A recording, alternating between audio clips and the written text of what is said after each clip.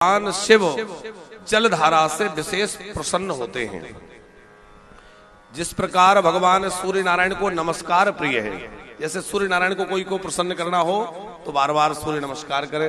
हमारे यहाँ सूर्य के 12 नमस्कार कहे गए हैं। यदि भगवान विष्णु को प्रसन्न करना है, श्री रामकृष्ण को प्रसन्न करना है तो अलंकार विष्णु प्रिया, भगवान विष्णु को अलंकार प्रिय है। नमस्कार प्रिया भानु अलंकार विष्णु प्रिया। और जलधारा सब प्रिया, भगवान शंकर को जलधारा प्रिय है। जलधारा चढ़ाने से भगवान शंकर प्रसन्न होते हैं। और ब्राह्मणा मोदका प्रिया, ब्राह्मण जो है मिष्ठान प्रिय ऐसा कहा जाता है।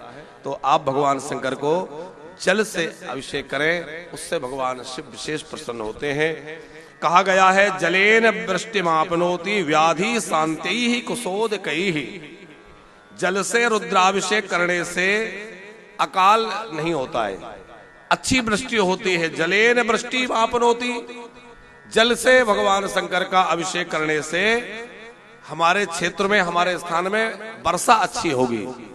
तो इसलिए जो है श्रावण में इन महीनों में विशेष शिव जी के लिए जल से धारा लगाई जाती है कि हमारे यहाँ खूब वृष्टि हो और प्रजा में सुख समृद्धि हो।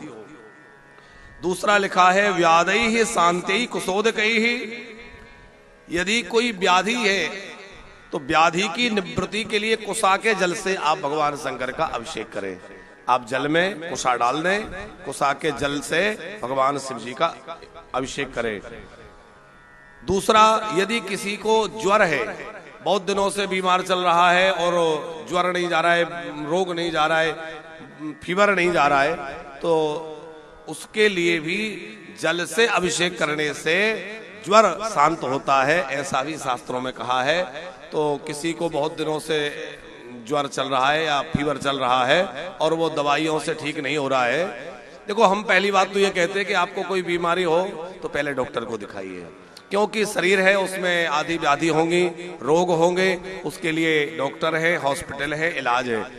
फिर भी दिखाने के बाद, दवाई लेने के बाद अपेक्षाकृत लाभ नहीं मिलता है तो आप मंत्र शक्ति के द्वारा अपने रोगों का निदान का प्रयोग कर सकते हैं। जब हमारे किसी प्रारब्ध के अनुसार कोई ऐसा रोग आ जाता है जो दवाओं से भी नहीं कट रहा है तो भगवान की पूजा से वह रोग निश्चित ही दूर हो जाता है। इसलिए ज्वर आदि के शांत्यर्थ जलधारा से अभिषेक करना चाहिए। शरीर में उत्पन्न अन्य किसी व्याधि के लिए कुशा की जल से शिव जी का अभिषेक करना चाहिए।